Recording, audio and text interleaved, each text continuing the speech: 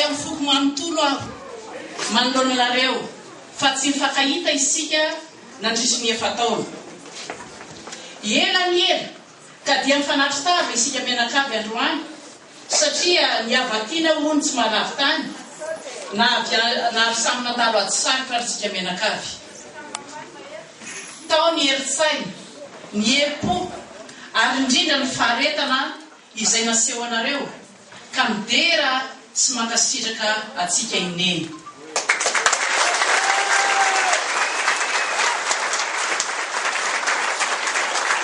tamin'izao notendreny ny mouvance ara-valomanana ho kandidaty dia nandohalika ny vavaka ary nametraka ny fiainam-pirenena teo am-pelatanan'Andriamanitra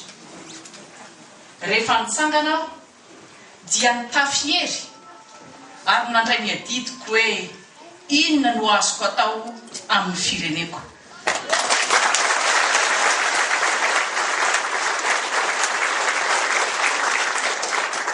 mitovy aminareo ny fijeriko satria fantatro tsapako ary hitako fa tsy rariny loatra ny fahantrana manjoa ny vahoaka malagasy ankehitriny miandrandra antso avy aty amineny ianareo ka veriko eto indray androany ilay teny hoe volona ao anangana ny raha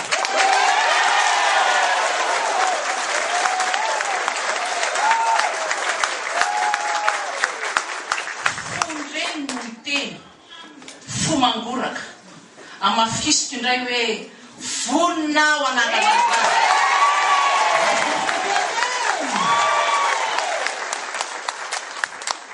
miantso anareo koa ao anefa andao sika hiara-dia hiara-mamindra ka hibanjina ny firaisakina ny fanasoavana ny firenena olovan'ny taranakadimy aoriana kanefa tsy adidiko zaso amrery fa adidiko zaso eo anao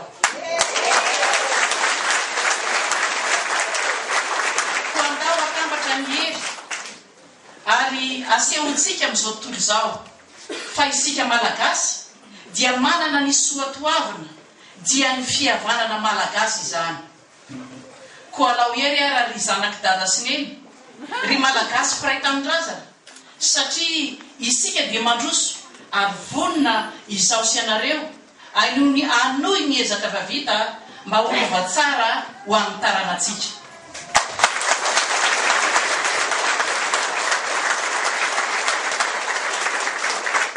izao no lava izao no foy aza malahelo tsika ry havako eto avaradrano fa ho avy tsy ho ela ny fotoana mbola eonatsika indray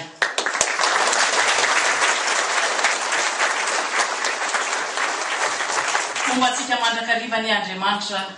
mandra-pione